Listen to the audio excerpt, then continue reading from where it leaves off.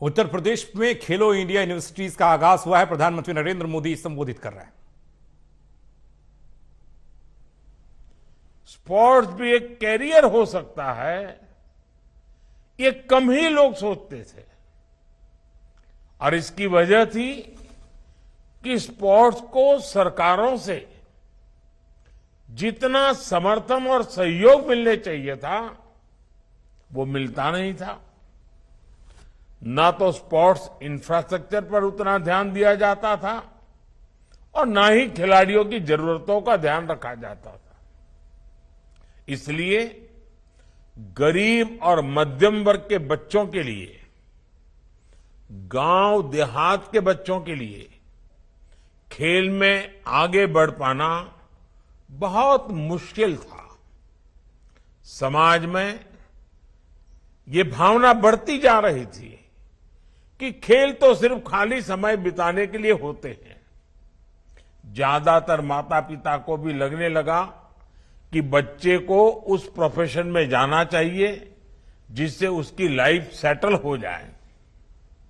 कभी कभी मैं सोचता हूं कि सेटल हो जाने वाली मानसिकता की वजह से न जाने कितने महान खिलाड़ी देश ने खो दिए होंगे।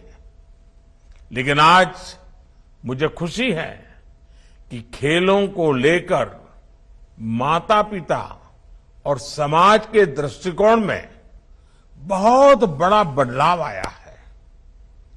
जीवन में आगे बढ़ने के लिए खेल को एक एट्रैक्टिव प्रोफेशन के तौर पर देखा जाने लगा है और इसमें खेलो इंडिया अभियान ने बड़ी भूमिका निभाई है। साथियों, खेलों के प्रति पिछली सरकारों का जो रवैया रहा है, उसका एक जीता जागता सबूत कॉमनवेल्थ खेलों के दौरान हुआ घोटाला था। जो खेल प्रतियोगिता विश्व में भारत की धाक जमाने के काम आ सकती थी, उसी में घोटाला कर दिया गया। हमारे गांव देहात के बच्चों को खेलने का मौका मिले, इसके लिए पहले एक योजना चला करती थी, पंचायत युवा क्रीड़ा और खेल अभियान। बाद में इसका नाम बदलकर राजीव गांधी खेल अभियान कर दिया गया। इस अभियान में भी फोकस सिर्फ नाम बदलने पर था। देश में स्पोर्ट्स इंफ्रास्ट्रक्चर विकसित करने पर इतना जोर नहीं दिखाया गया। पहले गांव हो या शहर, हर खिलाड़ी के सामने सबसे बड़ी चुनौती थी कि उसे स्पोर्ट्स की प्रैक्टिस के लिए घर से बहुत दूर जाना पड़ता था। इसमें खिलाड़ियों का बहुत समय निकल जाता था। कई बार दूसरे शहरों में जाकर रहना पड़ता था। बहुत से युवा तो इस वजह से अपना पेंशन तक अपना यानी इस प्रकार का जो उनका जो पैशन था, उनको करने का जो मूड था, उसको भी छोड़ने के लिए मजबूर हो जाते थे। हमारी सरकार आज खिलाड़ियों की इस दशकों पुरानी चुनौती का भी समाधान कर रही है। अर्बन स्पोर्ट्स इंफ्रास्ट्रक्चर के लिए जो योजना थी, उसमें भी पहले की सरकार ने 6 साल में सिर्फ 300 करोड़ रुपए खर्च किए, जबकि खेलो इंडिया अभियान के तहत हमारी सरकार स्पोर्ट्स इंफ्रास्ट्रक्चर पर करीब करीब 3000 करोड़ रुपए खर्च कर चुकी है। बढ़ते हुए स्पोर्ट्स इंफ्रा की वजह से अब ज्यादा खिलाड़ियों के लिए खेल से जुड़ना आसान हो गया है। मुझे संतोष है कि अब तक खेलो इंडिया गेम्स में 30,000 से अधिक एथलीट्स हिस्सा ले चुके हैं। इसमें भी 1,500 खेलो इंडिया एथलीट्स की पहचान करके उन्हें आर्थिक मदद भी दी जा रही है। इन्हें आधुनिक स्पोर्ट्स एकेडमीज में टॉप क्लास ट्रेनिंग भी दी जा रही है। 9 वर्ष पहले की तुलना में इस वर्ष का केंद्रीय खेल बजट भी 3 गुना बढ़ाया गया है। आज गांवों के पास भी आधुनिक स्पोर्ट्स इंफ्रास्ट्रक्चर विकसित हो रहा है। देश के दूर सुदूर में भी अब बेहतर मैदान, आधुनिक स्टेडियम, आधुनिक ट्रेनिंग फैसिलिटीज बनाई जा रही है। यूपी में भी स्पोर्ट्स प्रोजेक्ट पर हजारों करोड़ रुपए खर्च किए जा रहे हैं। लखनऊ में जो पहले से सुविधाएं थी, उनका विस्तार किया गया है। आज वाराणसी में शिग्रा स्टेडियम आधुनिक अवतार में सामने आ रहा है। यहां पर लगभग 400 करोड़ रुपए खर्च करके युवाओं के लिए आधुनिक सुविधाओं का निर्माण किया जा रहा है। खेलो इंडिया प्रोग्राम के तहत ही लालपुर में सिंथेटिक हॉकी मैदान, गोरखपुर के वीर बहादुर सिंह स्पोर्ट्स कॉलेज में मल्टीपर्पज हॉल, मेरठ में सिंथेटिक हॉकी मैदान और सहारनपुर में सिंथेटिक रनिंग ट्रैक के लिए भी मदद दी गई है। आने वाले समय में खेलो इंडिया प्रोग्राम के तहत ऐसी ही सुविधाओं का और विस्तार किया जाएगा। साथियों, हमने इस बात पर भी फोकस किया है कि खिलाड़ियों को ज्यादा से ज्यादा प्रतियोगिताओं में हिस्सा लेने का अवसर मिले। जितना ज्यादा खिलाड़ी स्पोर्ट्स कॉम्पिटिशन्स में हिस्सा लेते हैं, उतना ही उनका लाभ होता है, उनका टैलेंट निखरता है।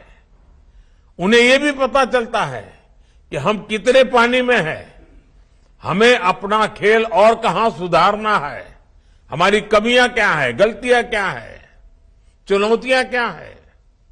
कुछ साल पहले खेलो इंडिया स्कूल गेम्स की शुरुआत के पीछे एक बड़ी वजह यह भी थी। आज इसका विस्तार खेलो इंडिया यूनिवर्सिटी गेम्स और खेलो इंडिया विंटर गेम्स तक हो चुका है। देश के हजारों खिलाड़ी इस प्रोग्राम के तहत स्पर्धा कर रहे हैं और अपनी प्रतिभा के बल पर आगे बढ़ रहे हैं। और मुझे तो खुशी है, भारतीय जनता पार्टी के अनेक सांसद खेल प्रतियोगिता चलाते हैं। उसमें हजारों की तादाद में एक एक संसदीय क्षेत्र में नौजवान बेटे बेटियां खेलकूद में हिस्सा लेती है। आज देश को इसके सुखद परिणाम भी मिल रहे हैं। बीते वर्षों में कई अंतर्राष्ट्रीय प्रतियोगिताओं में हमारे खिलाड़ियों ने श्रेष्ठ प्रदर्शन किया है। ये दिखाता है कि भारत के युवा, हमारे खिलाड़ियों का आत्मविश्वास आज कितना बुलंद है। साथियों, खेल से जुड़ी स्किल हो या फिर खिलाड़ियों को सर्वश्रेष्ठ बनाने के लिए दूसरी विधाएं हो, सरकार कदम कदम पर खिलाड़ियों के साथ खड़ी है। हमारी राष्ट्रीय शिक्षा नीति में स्पोर्ट्स को एक विषय के रूप में पढ़ाया जाना प्रस्तावित है। स्पोर्ट्स अब पाठ्यक्रम का हिस्सा होने जा रहा है। देश की पहली राष्ट्रीय खेल यूनिवर्सिटी के निर्माण से इसमें और मदद मिलेगी। अब राज्यों में भी स्पोर्ट्स स्पेशलाइज्ड हायर एजुकेशन के लिए प्रयास किए जा रहे हैं। इसमें उत्तर प्रदेश बहुत प्रशंसनीय काम कर रहा है।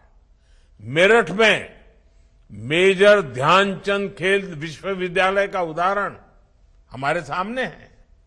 इसके अलावा आज देश भर में 1000 खेलो इंडिया सेंटर्स की भी स्थापना की जा रही है। करीब 2 दर्जन नेशनल सेंटर्स ऑफ एक्सलेंसी भी खोले गए हैं। इन सेंटर्स पर प्रदर्शन को सुधारने के लिए ट्रेनिंग और स्पोर्ट्स साइंस, स्पोर्ट्स यानी उसके लिए भी सपोर्ट दिया जा रहा है। खेलो इंडिया ने भारत के पारंपरिक खेलों की प्रतिष्ठा को भी पुनर्स्थापित किया है।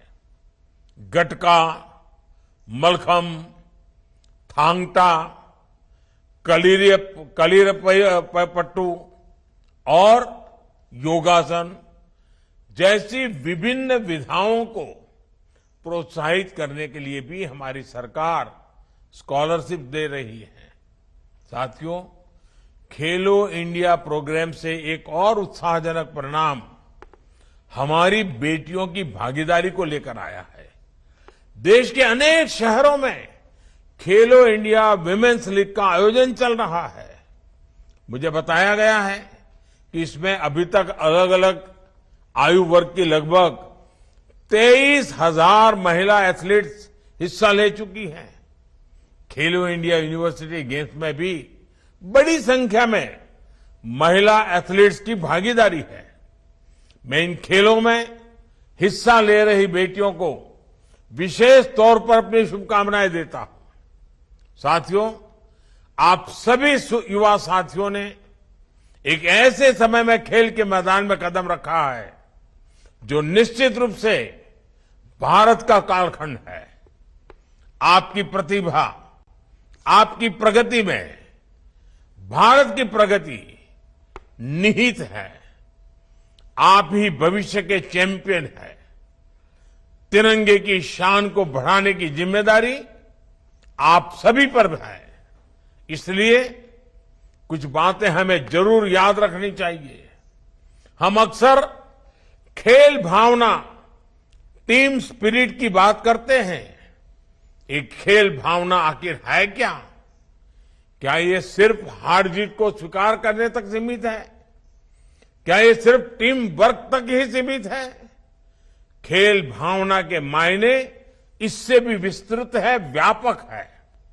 खेल निहित स्वार्थ से ऊपर उठकर सामूहिक सफलता की प्रेरणा देता है।